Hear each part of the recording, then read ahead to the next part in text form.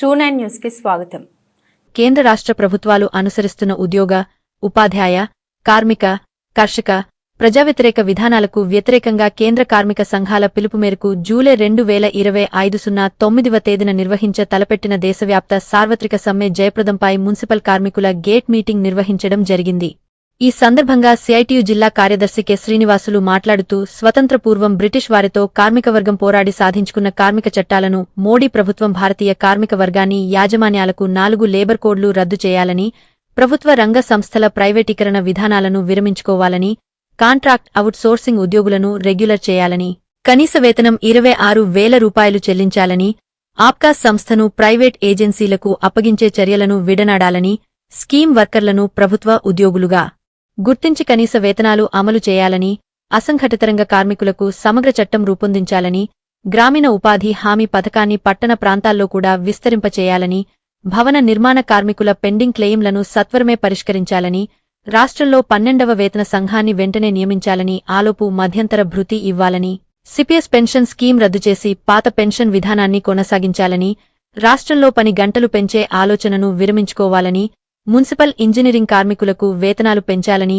గత రాష్ట్ర వ్యాప్త సమ్మె సందర్భంగా అంగీకరించిన ఒప్పందాలకు జీవోలు జారీ చేయాలని, ప్రభుత్వ సంక్షేమ పథకాలు అమలు చేయాలని, తదితర సమస్యల పరిష్కారంకై జాతీయ కార్మిక సంఘాలు జూలై 9వ తేదీన తలపెట్టిన దేశవ్యాప్త సార్వత్రిక సమ్మెలో మున్సిపల్ కార్మికులంతా పాల్గొని జయప్రదం చేయాలని పిలుపునిచ్చారు.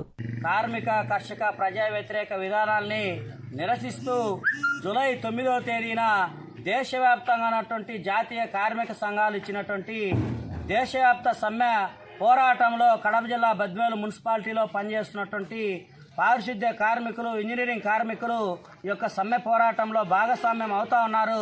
ఈ యొక్క సమ్మె పోరాటంలో ప్రత్యక్షంగా పాల్గొని నరేంద్ర మోడీ ప్రభుత్వం కార్మిక చట్టాల్ని ఈరోజు రూపుమాపి 44 రకాల కార్మిక చట్టాల్ని 4 లేబర్ కోడ్లుగా తీసుకొచ్చి దాన్ని వ్యతిరేకిస్తున్నాం. 4 లేబర్ కోడ్లని రద్దు చేయాలని, కార్మికులకి కనీస వేతనాలు అమలు చేయాలని, అట్లాగే అసంఘటిత రంగంలో పనిచేస్తున్నటువంటి కార్మికులకి సంక్షేమ బోర్డును ఏర్పాటు చేయాలని, అట్లాగే ప్రభుత్వ రంగ సంస్థల్ని పరిరక్షించాలని, ఈ తదితర సమస్యలపైన జరుగుతున్నటువంటి యొక్క దేశవ్యాప్త సమ్మెలో మున్సిపల్ కార్మికులు కూడా భాగస్వామ్యం కావుతా ఉన్నారు.